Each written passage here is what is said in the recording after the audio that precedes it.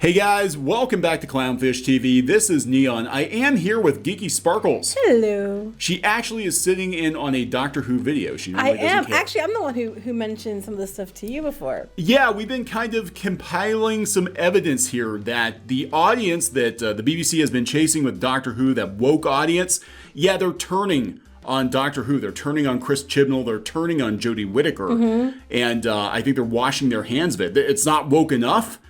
Doctor Who is not woke enough. It's harmful to black people. Oh my gosh, that's my favorite one. We're gonna talk about that, and then we're gonna talk about the ratings dumpster fire and how even media outlets that have defended the new version of Doctor Who are like, yeah, it's garbage, and Jodie Whittaker is right for leaving. Yeah. Funny how that works out. It is, isn't it, though? After they destroy the show, now it's... It reminds me of the Star Wars stuff. Like, everybody kept waiting and ending for The Last Jedi, and now the media outlets are turning on it, saying The Mandalorian might be better, etc., you know, same thing.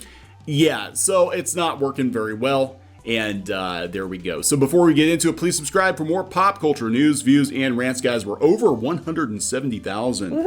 Finally, thank you. Hoping for 200,000 soon. If you could give us a sub, it would help us out tremendously. And look, we don't talk much about Doctor Who because both of us have checked out from the show. Yeah. And it was at one point one of our favorite shows. Yeah. Now, you checked out during the Capaldi run. Yeah, I just thought the writing sucked. Yeah, my feeling on the Capaldi run is I loved Peter Capaldi. I thought he was a phenomenal doctor, but yeah, it was hit or miss. Yeah, it was hit or miss. The writing was balls. I'm sorry. Even when the episodes weren't very good, though, I still watched every episode. I got to the place where it was like, and I don't know anybody else, but it was, you know, all the time it was him like trying to be like, look how clever I am. Not Capaldi. Moffat trying to be like, look how clever I am. He was like, you'd spend like 3/4 of the episode being like, what the hell is going on? Just so at the end he can like, look how it all ties together. But you were so confused and frustrated with trying to follow along that you gave up like halfway through and didn't see where it came together at the end. But he went from like doing some really good stuff to, I want to show you how clever I am. And then I was just like, no, this is stupid. I don't care. Yeah, so, you know, look, I was actually kind of, you know, toward the end of Capaldi's run even, I'm like, yeah, this is getting kind of stale. Maybe we need a new showrunner. So in comes Chris Chibnall, who I actually had high hopes for. I kept thinking, maybe this is what we need. We need to get some fresh blood. Moffat was on the show for a while, and in comes Jodie Whittaker, and I'm like, at first I was like, female doctor, okay. Actually, you were more willing to accept it than I was. I was. I was just like, you're retconning it just to retcon it. Yeah, we'll see how it goes. Well, at that point, it really wasn't a retcon, because I guess my feeling... Okay, I guess what I'm saying is they were trying to establish as hard as they could with Capaldi era that could be possible. That's true. They were building up to it. You could see it with some of Moffat's episodes that they were dropping some hints, strong hints that... Time Lords could regenerate into whoever. And if it made sense throughout the whole history of it, I would have been like, okay with it. But the fact that they were just trying to change it now, I was just like, what the heck? You know, I just was. Well, we knew what was going to happen. And I'm like, fine, you know, give it a chance. We'll give Whittaker a chance. See what happens. Didn't like the show. A lot of people didn't like the show. A lot of people have been complaining that the show is, frankly, woke trash. And contrary to what some people want to argue, the ratings have not been good. They have not. In fact, if you do a quick Google News scan for Doctor Who ratings, you're going to find a lot of articles. See, I didn't even know you had that pulled up. I was just mentioning it because it's fact. Yeah, and a lot of news outlets that once defended Jodie Whittaker as Doctor Who and defended the BBC and their decisions, basically like the BBC has failed Doctor Who and Jodie Whittaker, and she needs to get the hell out of the TARDIS. Lots of people talking about the ratings drop. BBC suffering drastic New Year's Eve ratings drop despite millions forced to stay at home. This should not have been the case. No, it shouldn't have been. People are looking for things to watch and things to do. Yeah, so it's just not So I always think it's funny when they try to argue for like things like streaming that, the pandemic was a problem. I'm like, it shouldn't have been. For most streaming places, the pandemic was a help, not a hindrance. Yeah, actually, streaming was on the rise big time. Netflix had record numbers. YouTube was doing really well. You know, having a Doctor Who special, even though it was on New Year's, should have been a slam dunk, and it wasn't. Now it's problematic. But before we get into what the woke audience says about Doctor Who now, the woke audience that did defend Doctor Who for years, by the way, and attacked old school fans, apparently it won an award from TVinsider.com, and people are pissed. What award did it win? It got the Insider Reader poll asking who your favorite Doctor Who is. I call bullshit on that. Oh, hell to the no. I don't buy that for one effing minute. Oh, 6,000 votes. 6,000? That's all the more votes I got. No one gave a shit to vote. And she came out on top. Bullshit. I am sorry. I don't care who you talk to. That is a load of shit. Everybody knows it. So they're trying to defend it. We have a guy from Doctor Who magazine saying it's probably right that the current Doctor always seems to do well in these sorts of polls, as it shows that people are still loving the series. People aren't loving the series. That's the problem. No, it doesn't matter. No matter which Doctor was in play, it almost always was that everybody thought Tennant was the best. Almost always. Tennant and Baker. Yeah, Baker's another one. Yeah. Always ones that come out on top. Always. I don't care which Doctor's there.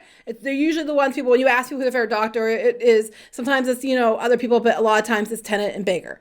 And very rarely is it Whittaker. Yeah, so this is kind of... bullshit. Kind of... No wonder people are losing their shit, because I don't buy it for one moment. No. So I think it was, the same people that were trying to salvage Doctor Who on Rotten Tomatoes by review bombing it to the 6,000 votes. Yeah. Anyway, not doing well. Do they only promote it to like a certain place that but they probably know in them, we're doing votes for this, guys. We're only going to promote it on places that approve of Jodie Whittaker. Probably. Mm-hmm. Or the Jodie Whittaker stands on Twitter. They sort of rally but it's 6,000. I'm like, that's sad. They're like, Doctor Who's doing really well. It can only muster up 6,000 votes. That's not good. People don't care about Doctor Who. Look, I'm going to bring this up again. We had a friend leak us some information. This friend is, has close ties with the Doctor Who fan community. Not going to say who they are, but pointed out that the numbers on Facebook are dropping. They're still dropping.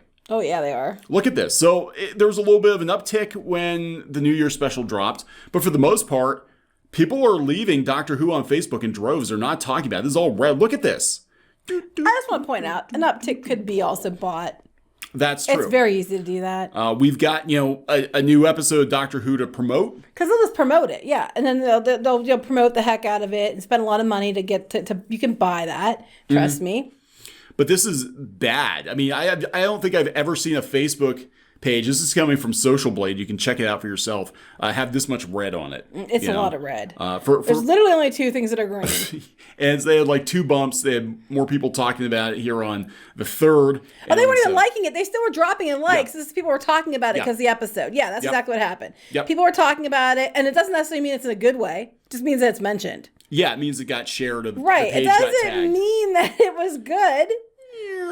People know what you're talking about before you open your mouth. I mean, it's not hard. So we're going to talk about a couple of things here. Everybody's turning on Doctor Who.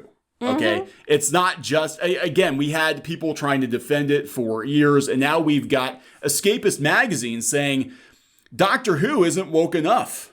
Uh-huh. It's less woke than it's been in decades? Oh, bullshit. It's less woke than it's been in decades, and it's unfortunate how unwoke Doctor Who is. God. It's too conservative. It's pro-police.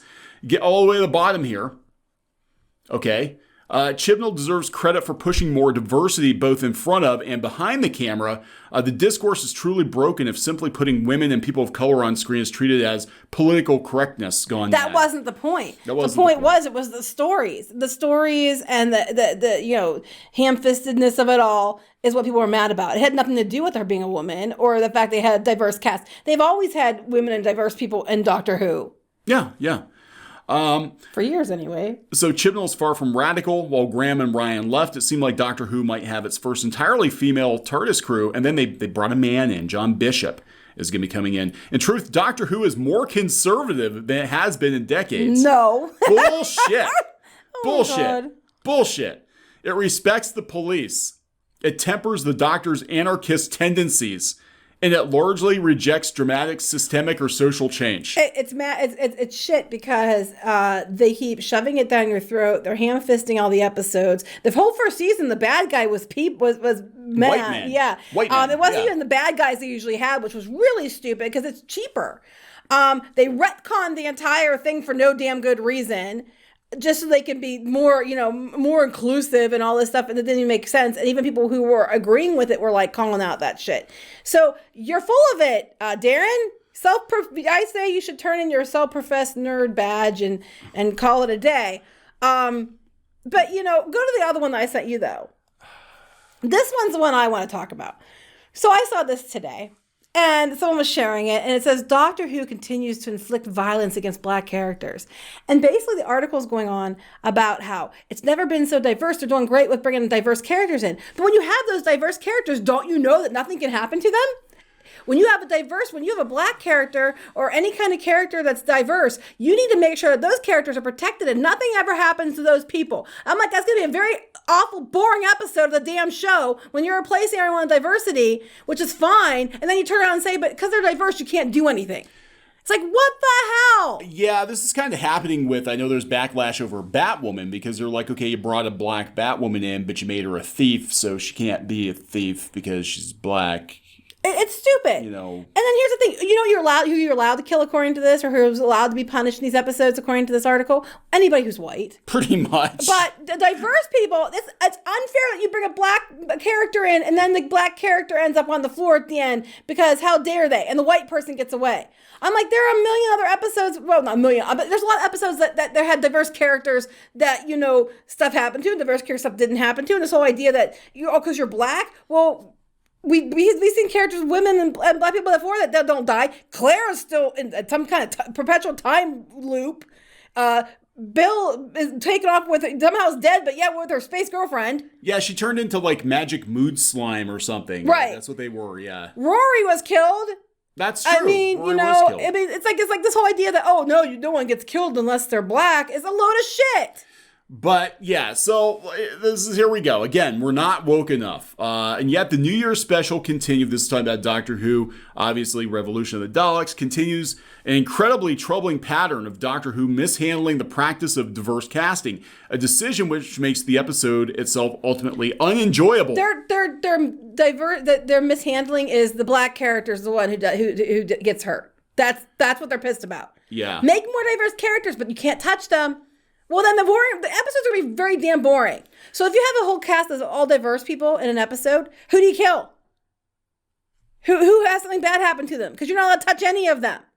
Everybody comes out okay. You only can have white people in these episodes as long as they're the ones getting killed or hurt or in some way, because that's only fair. That's the only fairness. So in recent years, shows like Doctor Who have seen an uptick in diverse actors, which is sometimes the result of colorblind casting. As it should be. Some people see this as quote-unquote progressive. However, the show's writing doesn't acknowledge the implications of the actor's race and how it informs the viewer's interpretive lens. This creates many racially charged missteps, which can be harmful. They're going on about police brutality. Is that what this whole thing's about? Well, they're talking about all the black people in Doctor Who that basically have been killed. Yeah, there is police brutality, apparently. But also just going back to, talking about Bill. Bill got turned into a Cyberman. Yeah. But the other companions have had things happen to them that they were killed or whatever. Yeah. And they gave Bill a way out. Same as they did Rory, same as they did Clara. I can't stand Clara more than anyone. Danny Pink. I forgot about Danny Pink. Danny Pink was black and he died and got turned into Cyberman too. I forgot about Danny Pink. I am starting to see a pattern here. Now, Martha was okay. I think Martha was all right. But no, because they didn't turn her into Cyberman, so they had nothing to complain about. Her sister or cousin got turned. I forget what because she played a character in season 2 before she became a regular. I think her sister or cousin got turned into a Cyberman at some point. Well, the other version of Clara, what was her name again? She was the first one they showed before Clara, and she was turned into she was a Dalek. Yeah. So. Look, bad things happen to people who travel with the Doctor. You don't want anybody you don't want anything to happen to your race or gender or whatever on Doctor Who. Don't go on Doctor Who.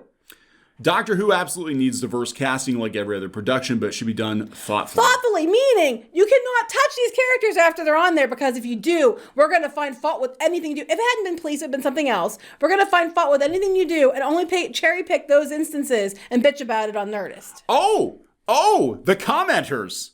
Oh, they're great. This guy, as a black man, I have to say that your search for racism doesn't need such a huge reach. I felt it was refreshing that they placed this character in a role portraying a black man with extremely impressive technological skills and education. Bottom line, Doctor Who is welcome respite for us. The real racism and real oppression, we got to drag it into. Well, they said that the Dalek picked him because he made the most sense because he was technologically advanced. Mm-hmm. There was a reason. Here we go.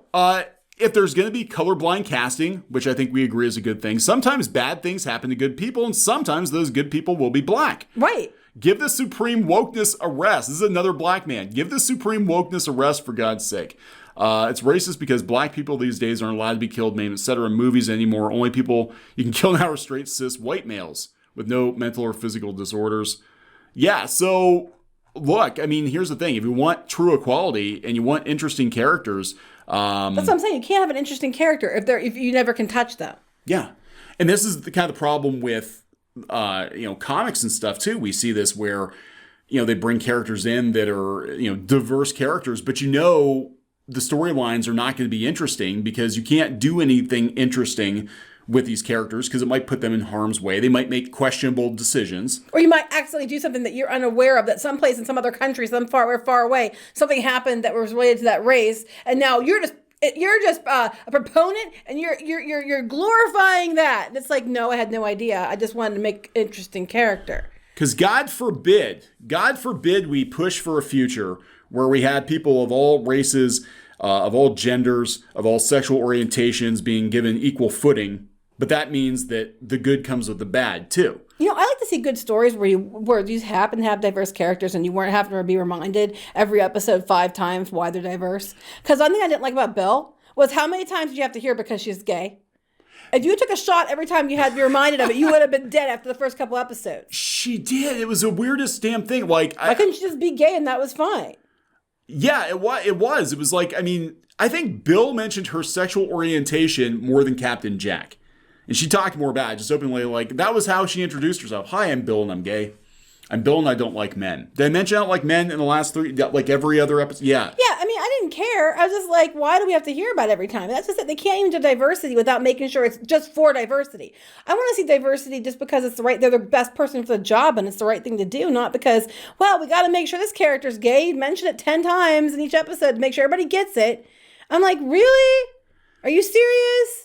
If it's part of the character's personality, right? If you got a character that if you want a character that's unlikable, if you're constantly going on about your what makes you diverse, it's going to make you unlikable, even the people that you're representing. Yeah, it's more like you're being hired just as a checkbox, not because you're the right person or a good character. Yeah.